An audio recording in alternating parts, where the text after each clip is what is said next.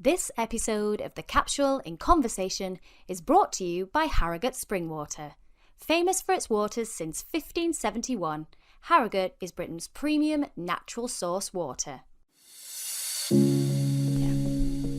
Hello, you are listening to the Capsule in Conversation podcast.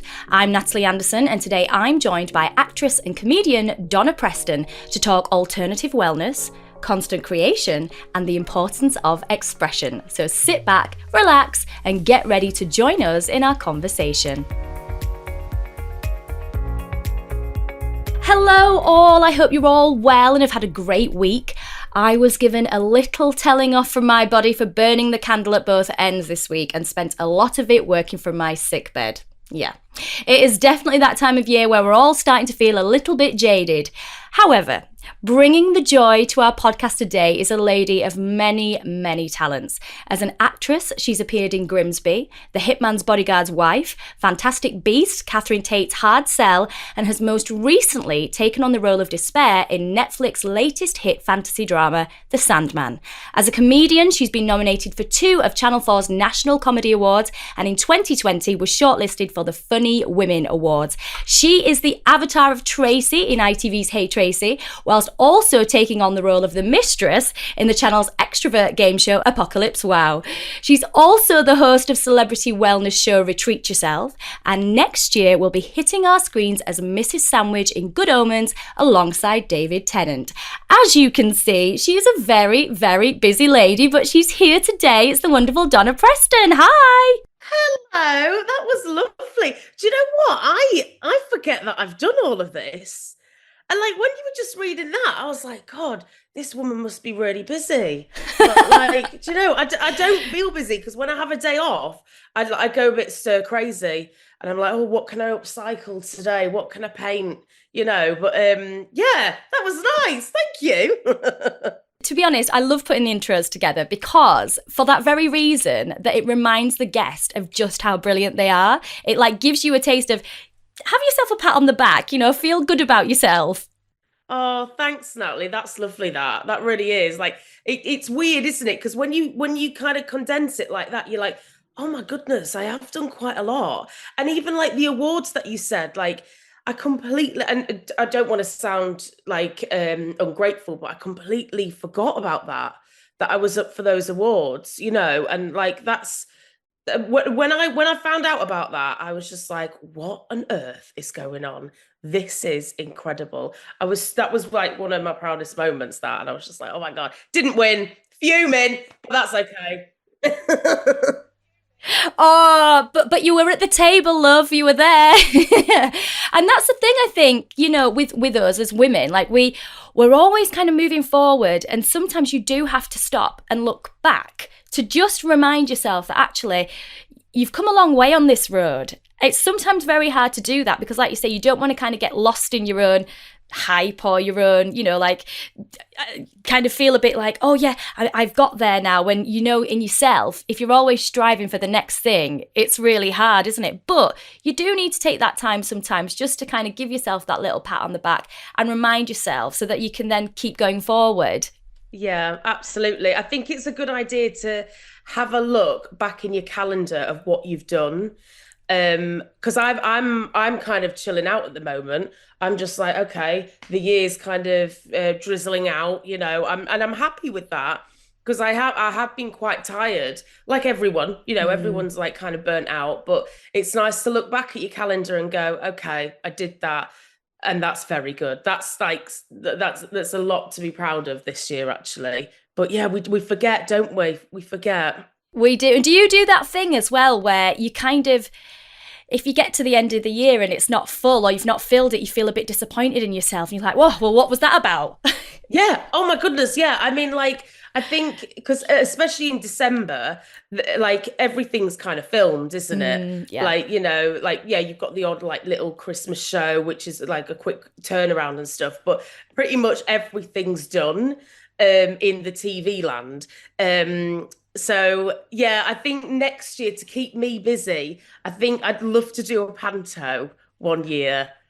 I'd be obsessed. Do you know what? I just worked with Christopher Biggins last week, and he was just like, darling, come and work with me, and I'd be like, oh my God, that would be a dream come true. It actually would. Going to work every day with Christopher Biggins, dreams. Oh my God. And you would be absolutely amazing. I mean, already, like, I was going to ask you, and it's funny what you said just as we introduced you, that what can you do next? Because one of the questions I was going to ask you was, even in lockdown, like I was going through loads of your stuff, and obviously I saw like the Adele sketch and I saw the Elton sketch, and I was like, this woman cannot stop creating. Do you find that about yourself, that you're just constantly trying to, not even trying to, but just wanting to do things? Yeah, I have to constantly do stuff. And if I don't, I feel really, really bad. So yeah, I mean, in the pandemic, it was tough for everyone. Mm-hmm. And people in the TV world, it stopped. And theatre and in the arts, it completely stopped. So I thought, I'm gonna have to kind of keep myself busy at home. And that's when I started doing these parodies. And then I spoke to ITV and then got on Joel Dommett's Home Alone with the Adele song. And it was just really, really fun. And then obviously work picked back up. And then I was doing a lot of writing as well in the pandemic, which I'm really happy about, because one got commissioned by BBC about a month ago. Oh, amazing. Congratulations.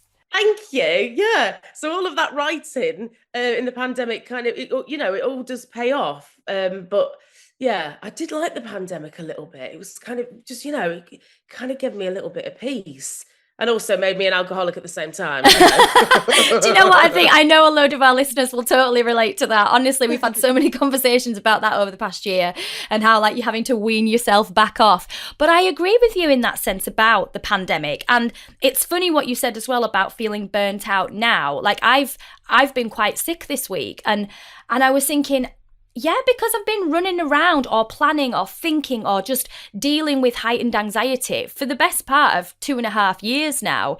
And it just feels like, at least in the pandemic for a moment, we all just had to stop and just be like, Yeah. let's have a breather, because the treadmill, it's hard to keep going on, isn't it? Yeah, absolutely. It really is. I think a lot of people gained things from it, like you know, like mental health. I don't know, it kind of went one way or the other. Or it kind of, yeah, for me anyway, like it went, like it peaked mental health, and then I took that step where I was just like, do you know what, I need to get some therapy.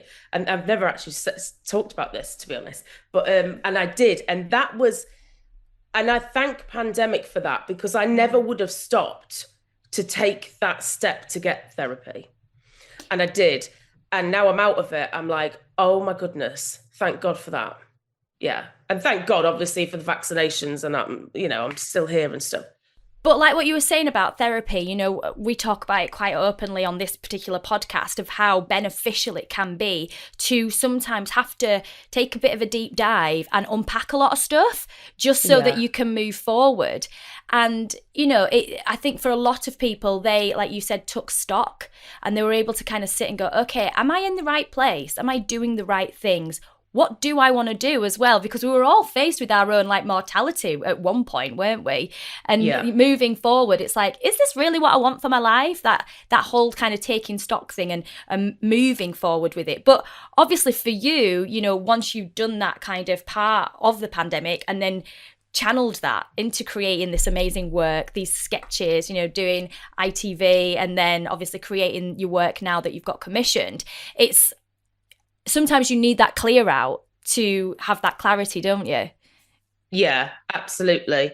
I think because you can keep going, but you are going to get burnt out. And you need to stop and reflect on and actually what you want to be doing in life. Because I think in this industry as well, you kind of say yes to everything, because you fear if you say no, then this industry is very small. So if you say no to one casting director, then it's just like, well, I'm not seeing her again. Do you know what I mean? So my motto is always say yes to everything, unless it's not going to benefit you.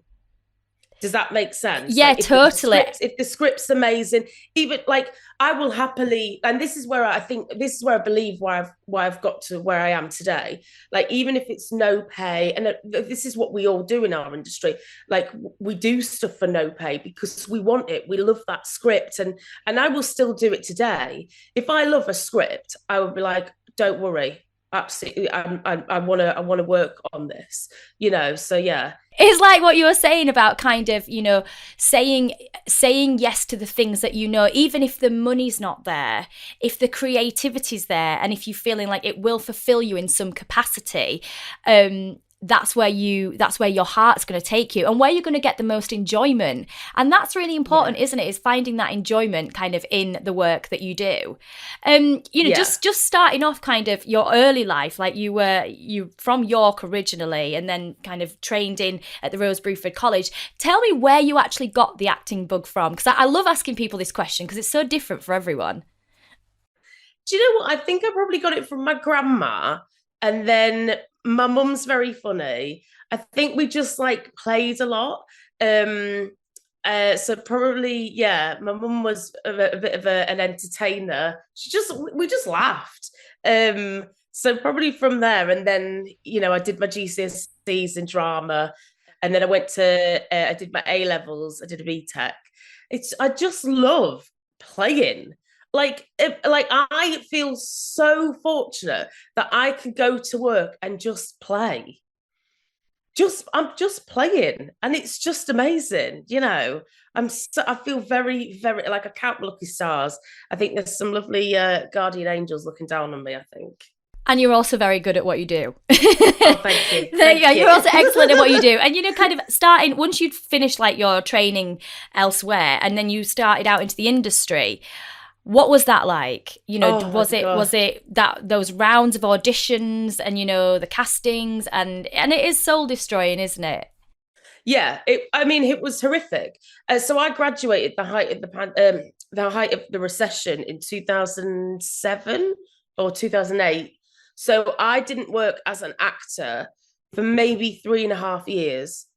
And coming from, drama school's amazing. I had the best time at drama school. However, some drama schools, they can, they pigeonhole you and they don't I think this is what we have to learn in drama schools now, that we have to have at least a lesson, once a week, once a month, telling you about the outside world. Yeah. Because, we're in there and we're like, oh my God, we're going to be stars, or, we're going to be working with full-time actors, and actually only 5% of those classes work as an actor, less than 5%.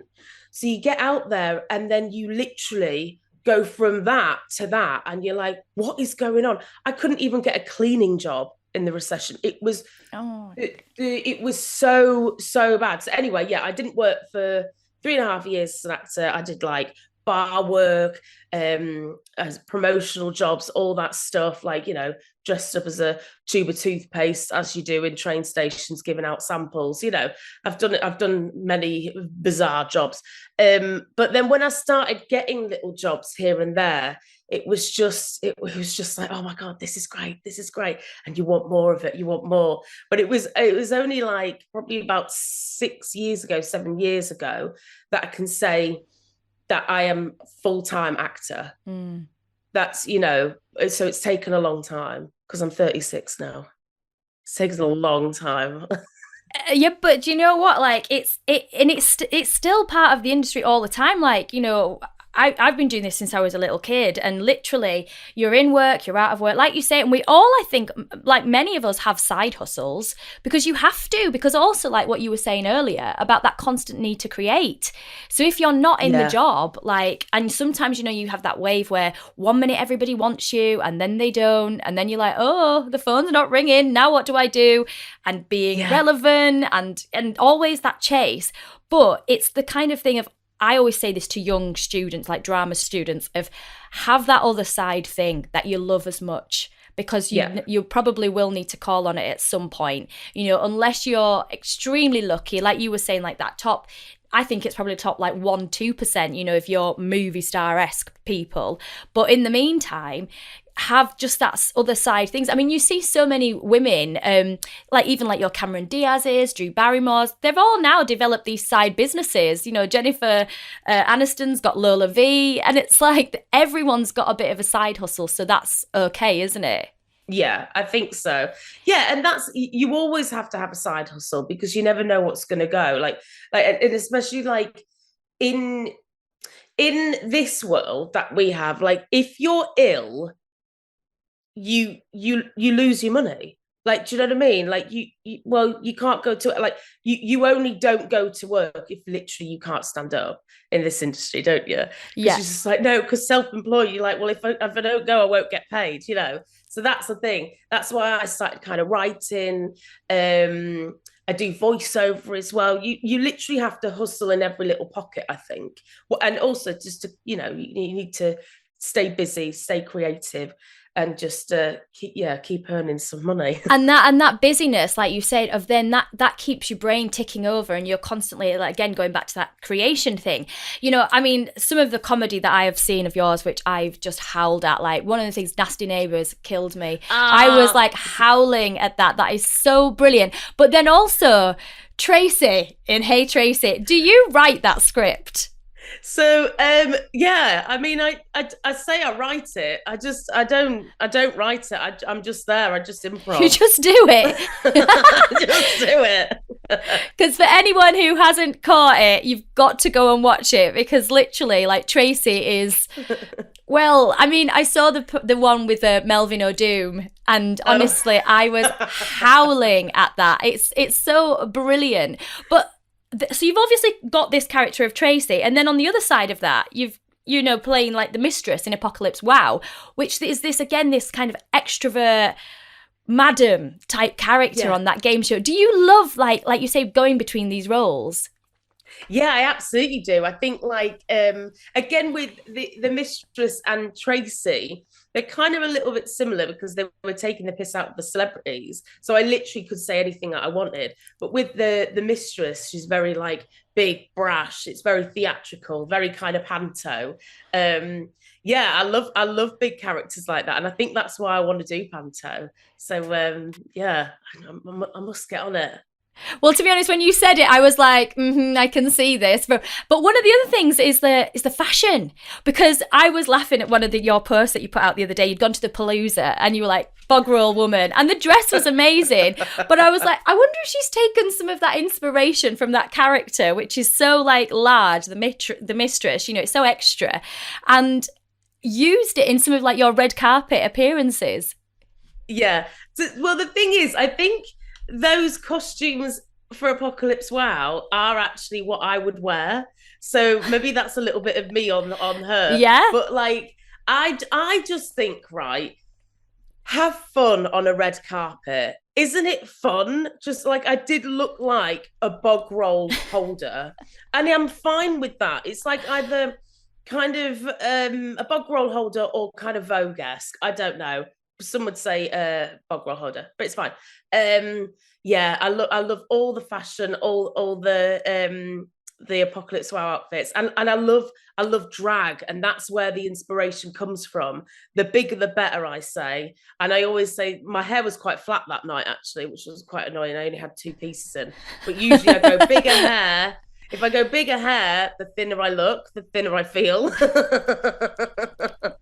So yeah, I love to go a little bit extra. Why not? It's just fun, isn't it? Well, this is it. It's the play, and this, you see, for me, red carpets, I always find them terrifying. And I'm like, oh gosh, everything's got to be perfect, and, you know, everything's got to be a certain way. And then I was looking at people like, you know, Lady Gaga, and like yourself, you know, when she did like the House of Gucci premiere, and she had that piece of material just flowing, and she tread the red carpet like it was her own fashion show. Yeah. And I was like, maybe this is where I'm going wrong, you know? Yeah, I just think, like, you know, I'm very observant. I mean, you don't have to be observant to notice this, but everyone on the red carpet, it's the same stance and pose. Like, why not just do something different? Obviously don't take a shit on the red carpet. That would be a little bit you know. But like, just have fun with it. I think we forget to have fun. Like, you spent all of this money on a new frock, and like you spent a lot of effort on your hair and makeup. Have a nice time. It's your moment on the red carpet. Do you know what I mean? I was there well, not for hours, but I was just there, just having fun. I was just like, whatever, it's fine. But yeah, the bog roll. But also all of my outfits are all upcycled, all of them. I don't spend a penny on getting new dresses, because there's so many events where you just, it's expensive. And now if I don't know if you can probably see, but every kind of red carpet event that I've been to, you can kind of see, oh my god, was that piece from that dress, or is that or that they're all pretty much the same dress, but just chopped and changed and added things. I love that. You see, honestly, my words for you, constant creation. Honestly, she's constantly changing it. And, you know, going back to like the laughter that we forget to have fun, your ITV2 show as well, which is, you know, Retreat Yourself. And I love this because it's kind of wellness and it's alternative therapy. And I mean, I saw an episode where everyone was like shooting each other with water guns at this retreat. I think like what you just said then, you know, in terms of mental health, we've got to find the fun, don't we? It can all become very like down, and it can become very laboured almost, whereas actually laughter is, as people have always said, the best medicine, isn't it? Absolutely. And do you know what? I've written a documentary about this, and fingers crossed it'll get picked up next year. We're trying to pitch it. But yeah, it's about laughter is the best medicine. Is it the best medicine? Well, it certainly helps, doesn't it? Mm-hmm. But this is the thing, mental health is there's so many levels to it, where I think it's just really difficult. I think you've just got to try and just have fun in anything you can find, because we do have our down days, and especially I think as creatives as well, because we're constantly getting no, and then you're like, because for me now I'm just like, oh, okay, fine. But back in the day, I was like, well, why are they saying no? I must be awful. I must be shit. Like, I'm going to have to take more classes, or I don't know, till I get another career. And like, you've got to have skin of a rhino in this industry, I think, because you're constantly getting declined in stuff. Do you know what I mean? But yeah. How do you deal with that? You know, how do you deal with that any like form of rejection in a sense? Because, you know, I've talked about this a lot before, that constant barrel of no's, no. And you kind of think you have to pick yourself back up. And I know for me, it's like sometimes I just have to kind of get busy again and just think, no, crack on and create something else then. Or, you know, try not to wallow in the moment. It's like, what do you do? So me and my agents have spoken. Like I said, you know what, it's because sometimes you get feedback, or like, you get a no and blah, blah. And then my agents will forward it on to me. I'm like, please don't forward it on to me, because as soon as I finish the self-tape or whatever, it's done. It's out of my mind. And it is out of my mind. And then if I get a call back, or if I get the job, then it's a plus, isn't it? Yeah. So I just, I don't want to hear any feedback, like, because I'm just like, oh, well, I've not got the job. I wasn't what you wanted, so I don't want to hear your feedback. I love that. But like, I'm the opposite. I'm like, what feedback have they given? but it's not gonna be like about your acting, is it? It's not gonna be like, well, you didn't take that breath with that comma, so, or do you know what I mean? It's gonna be like, about your age, or how you fit as an ensemble. That's not feedback, I don't think. Agreed. I don't know. No, it's not. It's not. And they're the things that you have to remember. They are the things that you have to remember, that actually it's not based on your skill, particularly in our line of work. It's normally where you fit in the jigsaw, oh, you just didn't particularly fit with those other pieces at that time. And, obviously, speaking of acting, we've just seen you playing Despair in The Sandman, which is a massive Netflix production. How has that been? Because this is like a DC thing, so this comes with a fandom and everything else. How has that been? Yeah, I mean it's very interesting. I like I mean that all I can say is very interesting. It's been a lot. So weirdly, I don't go on social media that much, to be honest. It's a choice of mine. I just don't find I'm quite a private person as well. And I think it can be quite a toxic place. Anyway, but I went on it. I do go on it, post a couple of pictures, whatever, but I don't, show people that I'm having a coffee in the morning or whatever, or, I'm going for a quick wee or whatever. But someone had tagged me in this post the other day, a complete random person saying, can we stop being horrible to despair, Donna Preston? And I was like, what's this? And I went on to this photo. It was a picture of me in despair, as the character. And there must have been, I shit you not, about like 10,000 comments on there going, you fat bastard, you need to get to the gym, burgers, burgers, burgers. It was flooded.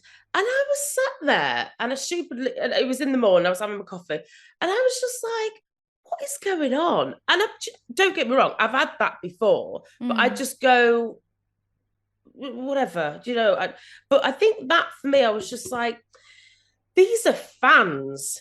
You know what despair looks like, because in the comic, she's 4 times bigger than me and she's naked. What were you expecting?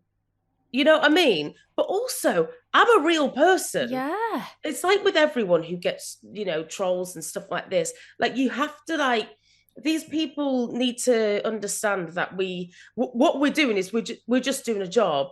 We're just doing our job to try and entertain you. Please don't come at me. Yeah, I mean, to be honest, I'm really shocked that's been your experience, because you normally hear kind of with the fandoms that they're almost obsessive to a point of it being like they want to move in with you. They love you so much, so I'm really and upset as well. That's terrible, really, really terrible. I mean, and I expect it's probably tarnished part of the experience, which, working on such a huge production. Yeah, well, maybe it wasn't the fans. Maybe it was just like people who follow Netflix, which it probably was. But like you say, like, you've got this incredible job, this amazing opportunity in one of these big, productions that are like everywhere, and you want to have that fantastic ride with it, and then to have that pushback is so incredibly unfair. Yeah, it is. But also, there's been a lot for quite a few other characters as well, like Mason, who plays my twin sibling. Yes. They're non-binary, and they've had a lot of positivity, which is amazing. But also they've felt the stress and the darkness of people's abuse as well. So you cannot please everyone. This is the thing in this industry, can you? It's a difficult one. However, the Sandman is amazing. Neil's incredible. I absolutely adore him. And, he gave me the opportunity to join the cast of Good Omens as well, series 2. So I'm just like, I can't wait for that to come out, because that character, Mrs. Sandwich, is just ridiculous. Well, I've seen clips, like little like snippets from your Instagram, and I was like, oh, not actual clips, sorry, like pictures from your Insta with David Tennant, and I was like, oh my God. And then I was like, I wonder if Donna would eventually be like the new doctor's assistant at some point. That was the other thing that went through my head, like that you could absolutely take on that role. I mean, is that something else that you'd love? Do you know what? Like I said before, I would say yes to anything, because it's all life's an adventure. Do you know what I mean? And I've got to that stage now where, I can enjoy it more, because I'm not like this sounds really. I think I've overcome that desperation in my life. Like, after drama school and stuff, you were so desperate for everything. I want to be an actor, fucking desperate. And it made you become quite bitter, didn't it? Like a really weird, it was really weird. But now, do you know what? I have faith, and I'm just like, it will guide me, whatever it, it will be absolutely fine. All I've got to do is keep going, keep hustling, keep writing, keep doing, keep being creative, and good things will come. That's what I believe. But yeah, I just think like I'm up for anything. I'd love to do, Go right? on. I'd love to do like a Shane Meadows film, like really gritty and visceral. Do you know what I mean? Like proper Northern. I would adore that. Yeah, that would be amazing. And also like for your fans as well. I mean, obviously we've seen an element of that with Despair as a character, much more stripped back to kind of the heightened stuff of like some of the entertainment shows that you've done, or but it's completely kind of stripped back, and like you say, that gritty Northern drama would be an amazing kind of change, I think, for a lot of your fans, and also for you as an actor, just to keep that kind of fire burning. Yeah, absolutely. But you have to go like you have to go on your strengths, what you're seeing as your strengths, which is amazing. Like I love comedy, don't get me wrong, but I also love being serious. And but I've never been given that opportunity except from Despair. So and I think that's what a lot of people were shocked. They were like, why has Donna Preston been cast as Despair? This is bizarre. She does comedy. And I'm like, well, and I know that I was only like kind of like a drop in the ocean in the series 1, but come series 2, hopefully we'll see a lot more of her. But don't you think as well? Oh, look at that little tempting look there that she gave. I haven't seen the script yet, Bo, so I don't know. She's putting it out there to the universe. Yeah.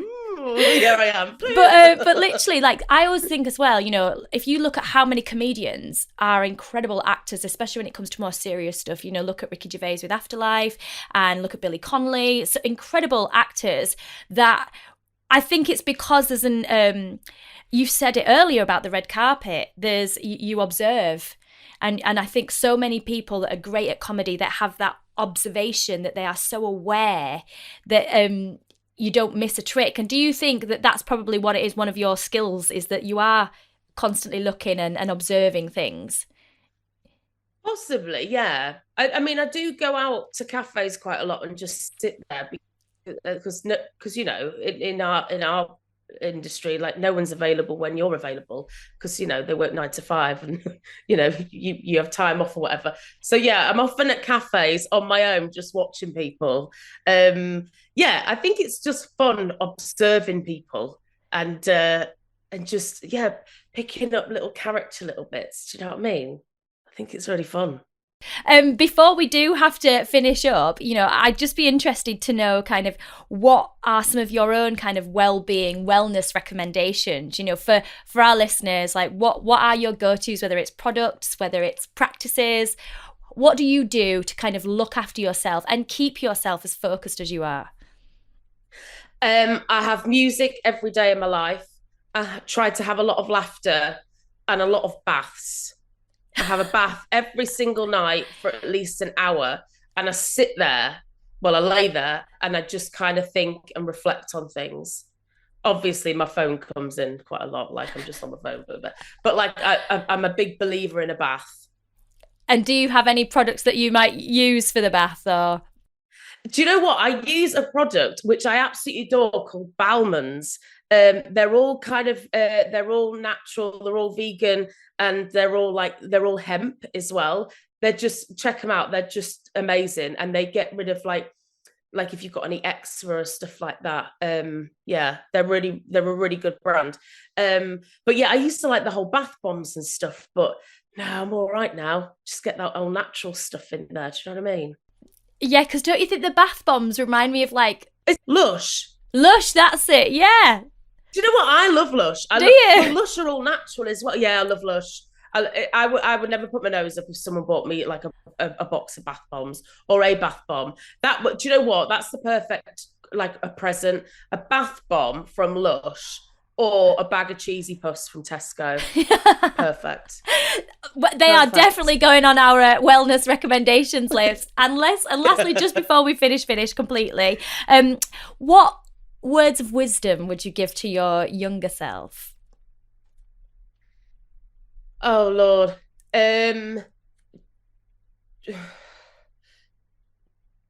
Oh, that's really tricky. That's really, really tricky. Um, I'd probably say love yourself, and be kind to yourself.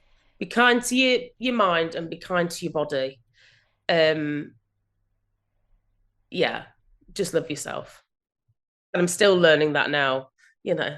Yeah, well, that is such a beautiful sentiment to end our chat on. Honestly, Donna, you've been fantastic. Thank you so much. Oh, thank you so much as well for having me. I've loved it. Thank you, Natalie. Me too. It's been fantastic. If you'd like to keep up with all of the wonderful things that Donna has coming up, then you can follow her on Instagram at the Donna Preston. You can also see her playing Despair in the Sandman, which is now streaming on Netflix. For more well-being, fashion and beauty, you can follow us at our website, www.thecapsule.co.uk, where you can also catch up with our previous podcast episodes by visiting the In Conversation page or subscribing to any of our podcast channels and YouTube. As always, please leave your rates and reviews. I love hearing from you. Get subscribing. Drop us a message over on Instagram at Official Capsule. I will be back next week for our final guest of this series and of 2022. Can you believe it, guys? Where has the time gone? But all that's left for us to say today is goodbye. So it's goodbye from Donna. Goodbye. And goodbye from me. Bye-bye.